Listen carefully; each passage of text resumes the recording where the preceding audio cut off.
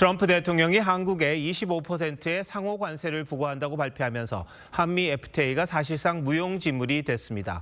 미국이 일방적으로 이런 조치를 해도 되는 건지 대응 방법은 없는지 김주영 기자와 따져보겠습니다.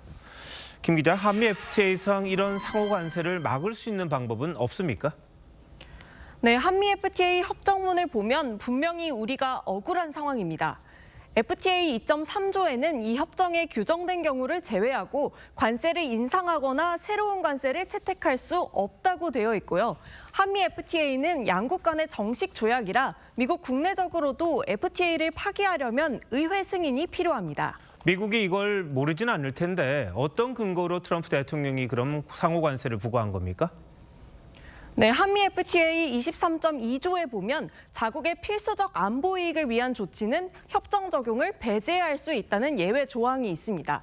트럼프 정부는 지금은 미국의 무역 적자가 심각한 안보 위기 상황이라 이 예외 조항에 해당한다는 겁니다. 그럼 안보를 이유로 내세우면 모든 게 가능하다는 건지요? 우리 정부가 좀 문제 제기를 할 수 있는 근거는 없을까요? 네, 예전에 안보를 이유로 내세워서 무역 분쟁이 생겼던 사례를 찾아봤는데요. 러시아가 크림반도 분쟁 당시에 자국의 안보를 이유로 우크라이나와 다른 국가 간 철도 운송을 금지했는데 WTO가 이걸 인정했었습니다. 다만 WTO는 판단 내용에서 안보 위기는 자의적으로 판단해선 안 되고 실제로 전쟁, 영토 분쟁 같은 실질적 위협이 있는 상황이어야 한다고 명시했습니다. 미국은 현재 누가 봐도 물리적 전쟁 상황이 아니기 때문에 WTO 판례에도 해당되지 않는다는 게 국내 법조계와 외교계의 판단입니다. 그럼 제소도 가능하다는 건데 WTO에 제소하면 뭔가 실효성이 있을까요? 실효성이 없을 것이란 게 중론입니다. 과거 트럼프 1기 때도 캐나다, 멕시코 등이 이 미국의 철강 알루미늄 관세에 대해서 제소를 했습니다. WTO가 미국이 잘못했다고 1심 판정을 내렸고 미국이 바로 항소를 했는데요. WTO 상소기구는 미국이 판사 임명을 거부하면서 2019년부터 기능이 정지된 상태라 결국 각국이 미국과 개별 합의하는 식으로 분쟁이 종료됐습니다.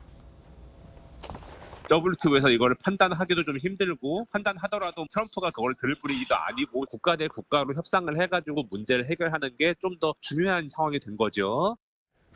이런 식이라면 우리 정부가 도대체 어떻게 대응을 해야 하죠? 네, 전문가들은 우리는 경제뿐만 아니라 안보 동맹도 걸려 있어서 보복 관세 등 강경 대응이 쉽지 않은 상황이라고 지적했는데요. 현재 EU와 중국이 보복 관세를 예고하고 있기 때문에 상황을 지켜보면서 우리 대응도 결정해야 한다고 봤고요.